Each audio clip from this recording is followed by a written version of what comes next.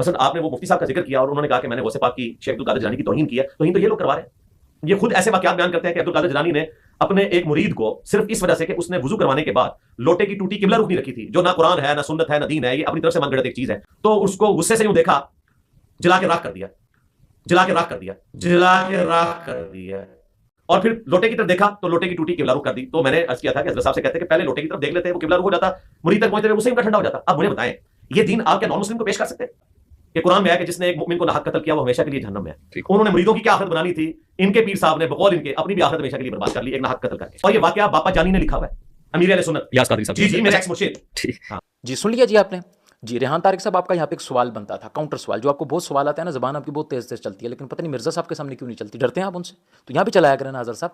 تو آپ کا یہاں پہ سوال بنتا تھا, کاؤنٹر سوال آپ کرتے ہیں کہ حضرت کوئی کانٹیکسٹ, کوئی سیاق و سباق, کون سی کتابیں دکھائیں مجھے ذرا لا کے دکھائیں. چیلنج کرتا ہوں میں ریحان بھائی آپ کو, جائیں مرزا کے سامنے دوبارہ بیٹھے ہوں, اس سے کہیں کہ یہ جو الفاظ تم نے بولے ہیں نا, جلا کے راکھ کر دیا, یہ الفاظ اس کتاب میں سے, اس کرامت جہاں پہ وہ لکھی ہوئی ہے وہ نکال کے بتا دو.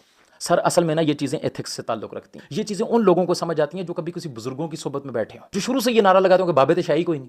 بھائی جو بابوں کو شاہی کوئی نہ سمجھے, بزرگوں کے ساتھ کبھی بیٹھے ہی نہ, والدین کا نہ فرمان ہو, والدین کو کوئی چیز ہی نہ سمجھے, تو بھائی جان ایسے بندے کو سمجھ میں نہیں آتی. لیکن ہو سکتا ہے آپ نے بزرگوں کی صحبت اٹھائی ہو. آپ یہ دیکھیں پرانے لوگ نا اس چیز کو بڑا نوٹ کرتے تھے کہ اگر کوئی جوان جو ہے وہ بزرگ اگر پائنتی کی طرف بیٹھا ہوا ہے اور وہ جوان بچہ اگر وہ سرانے کی طرف بیٹھ جائے نا, تو والد ایک دفعہ گھوری ڈالتا ہے اس کو, یار یہ تو نے کیا کام کیا, آپ مجھے بتائیں یہ فرض تھا, یہ واجب تھا, قرآن و حدیث سے ثابت ہے کہیں پہ؟ یہ ایک ایتھکس ہے نا, یہ طریقہ کار, یہ کچھ مینرز ہوتے ہیں نا پڑھے لکھے لوگوں کے, ادب والے لوگوں کے, ان کے نہیں جن کے نزدیک بابے کو شاہی نہیں ہوتے. بزرگ مستحب کے اوپر اتنا زور اس وجہ سے دیتے ہیں کہ جس کا مستحب پکا ہو جائے نا, اس کے نفل اور اس کے فرض پکے ہو جاتے ہیں. کیونکہ بندہ خصوص کا انکار کرتا ہے تو پھر نصوص کے انکار تک پہنچ جاتا ہے. بھائی مرزا صاحب سے کیا مستحب اور نفل کی آپ بات کرتے ہیں؟ بھائی ان کے لیے تو نفل جو نماز ہے وہ فالتو نماز ہے, سنتیں پڑھو یا نہ پڑھو, صرف فرض 4 فرض پڑھو, 17 رکعتیں ٹوٹل ملا کے نمازوں کی پڑھو, لو جی جناب چھٹی ہے, تہاڈی زندگی بھی آسان, تہاڈی آخرت بھی آسان. وہ تو جناب آپ کو پیکج لگا کے دے رہے ہوتے ہیں نا, ان سے کیا بات کریں ہم. یہ تربیت کا ایک انداز ہوتا تھا کہ مستحبات کے اوپر بہت زیادہ زور دیا جاتا تھا. اب غوث پاک نے جب اس کی طرف جلال بھری نگاہوں سے دیکھا تو کوئی اس لیے نہیں دیکھا کہ اس نے کوئی حرام فعل کیا, نہیں, آپ نے اس کی طرف دیکھا, وہ تاب نہ لا سکا غوث پاک کی جلال بھری نگاہوں کا. بھی اس کا وقت پورا ہوا تھا, اس کی ڈیتھ ہو گئی, کہاں لکھا ہوا وہ جل گیا, اس کو جلا کے بھسم کر دیا, قتل کر دیا. بھئی اس طرح تو آپ دیکھیں قرآن پاک میں واقعہ موجود ہے, موسیٰ علیہ السلام آئے, موسیٰ علیہ السلام نے قبطی کو جب مکہ مارا وہ مر گیا. بھئی موسیٰ علیہ السلام نے مارا, مارنے کی نیت سے نہیں مارا, قتل کی نیت سے نہیں مارا, سامنے والے کی طاقت ہی نہیں تھی, وہ جھیل ہی نہیں سکا, اس کی روح جو ہے وہ پرواز کر گئی. یہاں پہ آپ کو بتاؤں یہ کیا کہیں گے, لاجواب ہو جائیں گے نا, تو یہ کہیں گے دیکھو دیکھو استغفر اللہ, اپنے بابوں کو اٹھا کے نا انبیاء کے ساتھ ملا دیا. اچھا خود دے رہے ہو تو مثال ہوگی, ہم اگر قرآن و حدیث سے ثابت کریں تو کہتے ہیں دیکھو بابوں کو کہاں جا کے ملا دیا, موسیٰ علیہ السلام سے ملا دیا, اللہ سے ملا دیا. مطلب یہ اتنی جاہل قوم ہے کہ ان کو استدلال میں اور تقابل میں فرق ہی نہیں پتا کہ تقابل کیا ہوتا ہے, استدلال کیا ہوتا ہے, تعویل کیا ہوتی ہے, دفاع کیا ہوتا ہے, وضاحت کیا ہوتی ہے, کچھ نہیں پتا ان کو. ان کے نزدیک کھوتا کوڑا ایک ہی ہوتا ہے سارا, انہوں نے ایک ہی لاٹھی سے سب کو آنکا ہوا ہوتا ہے. حالانکہ خود آپ نے دیکھیں اسی پوڈ کاسٹ کے اندر اس سے کہا کہ یار آپ باہر آ گئے ہیں, آپ جناب آگے کیا آپ نے کرنا ہے, تو اس نے کہا جی جناب یہ تو کوئی بات نہ ہوئی, یوسف علیہ السلام بھی قید میں رہے ہیں 10 سال تک. تو 103 روز کی گرفتاری کے بعد آپ آج ہمارے سامنے الحمدللہ سینچری کر لی آپ نے. اب اس سینچری پہ آپ کو مبارکباد دینی ہے یا تعزیت کرنی ہے, آپ بتا دیجیے. نہیں مبارکباد دیں, دیکھیں یہ زندگی کا حصہ ہے. سیدنا یوسف علی نبینا علیہ الصلوۃ والسلام نے 10 سال قید کاٹی ہے, اور نہ کردہ جرم کے اوپر نہیں بلکہ جرم کرنے سے انکار کرنے کے اوپر. یہ اس سے بھی اگلا ورژن ہے. اب اگر میں یہ کہہ دوں کہ یار تم نے اپنے آپ کو یوسف علیہ السلام سے ملا دیا, اور پھر وہ اسٹیٹمنٹ جس میں اس کو اٹھایا گیا جو اس کے لیے وبال جان بنی, جس میں اس نے بکواس کی, اس میں بھی یہ اپنے دفاع کے لیے حضور علیہ السلام کی مثال دے رہا تھا, وہاں یہ پھنس گیا. 8 ارب کی وادی میں 6 ارب سے زیادہ لوگ نبی اسلام کو بھی یہی سمجھتے ہیں, صرف 2 ارب لوگ ہیں ان کے ماننے والے, تو کوئی بڑی بات نہیں ہے. انسانی تاریخ کا سب سے کامیاب ترین انسان, آج پلانٹ ارتھ پہ 6 ارب لوگ ان کو پیغمبر ہی نہیں مانتے. 2 ارب کرسچنز انہیں دجال کہتے ہیں, 2 ارب کرسچنز انہیں دجال کہتے ہیں. تو کیا یہ خود کو حضور علیہ السلام کے مقابلے میں نہیں لایا؟ ہم آپ کو مثال یہ دے رہے ہیں کہ موسیٰ علیہ السلام کی جیسے نیت نہیں تھی اس کو مارنے کی, سامنے والا تاب نہ لا سکا, تو غوث پاک کی بھی اس کو مارنے کی نیت نہیں تھی. غوث پاک نے اس کو جلال بھری نگاہوں سے دیکھا, وہ تاب نہیں لا سکا غوث پاک کی جلال بھری نگاہوں سے, ڈر گیا, اس کی روح نکل گئی. اور اس کے بعد یہ کہ غوث پاک نے ٹوٹی کی طرف دیکھا تو وہ سیدھی ہو گئی, تو پہلے ہی ٹوٹی کو دیکھ لیتے. اچھا اگر پہلے ٹوٹی کو دیکھ لے تو بعد میں وہ نہ مرتا اگر اس کا ٹائم پورا ہوا ہوتا. فضول قسم کی باتیں, حجتیں کرنا. ظاہر جب سارا دن بیٹھ کے میمز بناؤ گے تو اسی قسم کی حرکتیں کرو گے. دین پڑھ لیتے تو اس قسم کی حرکتیں نہ کرتے. او بھائی جب غلطی کرنے والا کوئی غلطی کرتا ہے نا, تو گھور کے دیکھنے والا پہلے اسی کی طرف دیکھتا ہے. یہ لاجیکلی بھی یہ چیز سمجھ میں آنے والی ہے. بعد میں اس نقصان کو دیکھا جاتا ہے, پہلے نقصان کرنے والے کو دیکھا جاتا ہے کہ کیا کس نے ہے. تو اگر غوث پاک نے اس کو جلال بھری نگاہوں سے دیکھا ہے اور اگر وہ تاب نہیں لا سکا تو اس میں غوث پاک کا کیا قصور ہے بھائی؟ تو اگر یہاں پہ مقدمہ بنتا ہے تو پھر موسیٰ علیہ السلام کے بارے میں کیا کہو گے؟ تم چپ ہی رہو یار, تمہارا کچھ بھی نہیں پتا چلتا, تم کچھ کہہ ہی نہ دو یار. ہاں تمہارے سے کیا بعید ہے یار, تمہارے سے کیا امید کی جا سکتی ہے, تم خاموش رہو, تم چپ رہو. تمہارا یہ منہ نا کسی گٹر سے کام نہیں ہے, گٹر کا بھی ڈھکنا اٹھاؤ نا بدبو ہی نکلتی ہے. تمہارا بھی منہ جب بھی کھلتا ہے نا اس میں سے کوئی گند ہی نکلتا ہے. کبھی کوئی اچھی بات نہ کرنا تم اپنے منہ سے. تو ریحان طارق صاحب یہاں پہ آپ کو یہ سوال کرنا چاہیے تھا. یہ دیکھیں ابھی میں نے آپ کو ڈیٹیل بتائی نا اس واقعے کی, اب آپ کو پتا چلا ہوگا کہ یار اس واقعے میں کیا حقیقت ہے. پھر اگلی بات آپ نے اس سے یہ کی کہ یار دیکھیں جیسا کہ ڈیبیٹ ہوئی ہے بہت بڑی مفتی شمائل اور جاوید اختر کے بیچ میں, تو یار میں اپنا پلیٹ فارم آپ کو دیتا ہوں, تو آپ کسی بھی مفتی صاحب کے ساتھ بیٹھیں اور ڈیبیٹ کریں, تو اس نے آپ کے سامنے وہی پرانا بہانہ رکھا. میں یہ کہہ رہا ہوں کہ ماحول بہت اچھا بنا ہوا ہے. جی ہمارے ہمسائے ملک کے اندر ایک مناظرہ ہوا ہے اور ظاہر ہے بہت دور دور تک پہنچا ہے, اس کے اثرات بھی آ رہے ہیں.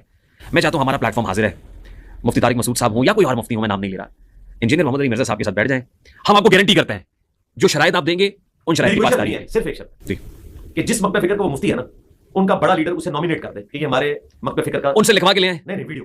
تو ریحان بھائی یہاں پہ ایک کاؤنٹر سوال بنتا تھا, ہو سکے تو کر لیجئے گا دوبارہ گئے تو, کہ مرزا صاحب آپ تو کہتے ہیں کہ جناب گڑی شوق کا مقابلہ آسٹریلیا کی ٹیم سے نہیں ہو سکتا. جی بالکل نہیں ہو سکتا. تو بھائی پھر گڑی شوق کے فتوے بھی نہیں چل سکتے آسٹریلیا ٹیم کے لیے.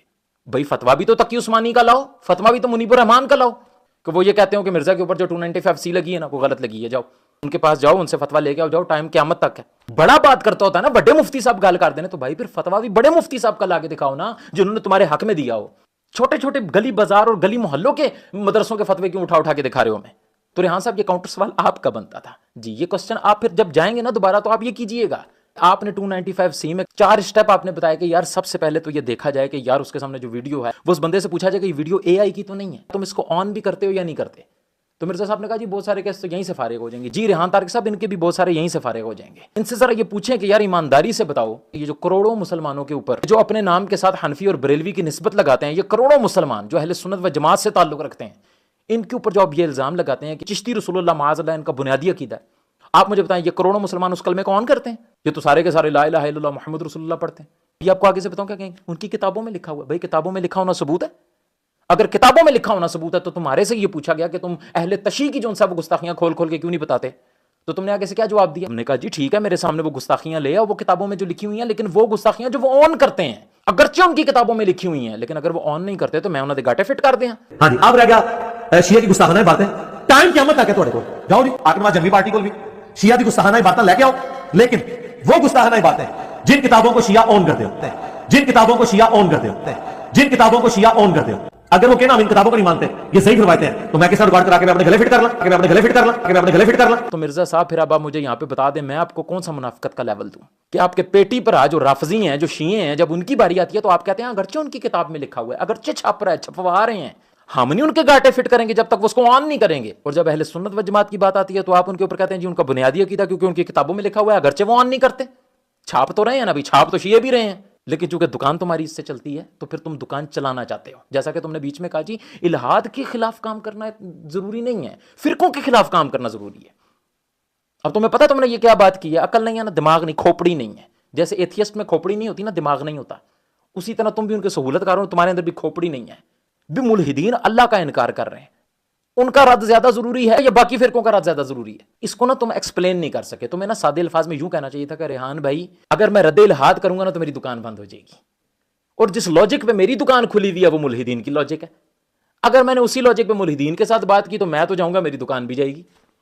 مطلب اس کے نزدیک اللہ تبارک و تعالیٰ کا انکار کرنا یہ کوئی معنی نہیں رکھتا کہ کوئی اللہ کا انکار کر رہا ہے. اگر آپ یہ کہتے ہیں نا جی بابوں کو اللہ سے بڑھا دیتے ہیں, وہ تو اللہ کو ہی نہیں مان رہے, اور تم کہتے ہو جی جناب ان کا رد ضروری نہیں ہے, ان کا رد زیادہ ضروری ہے.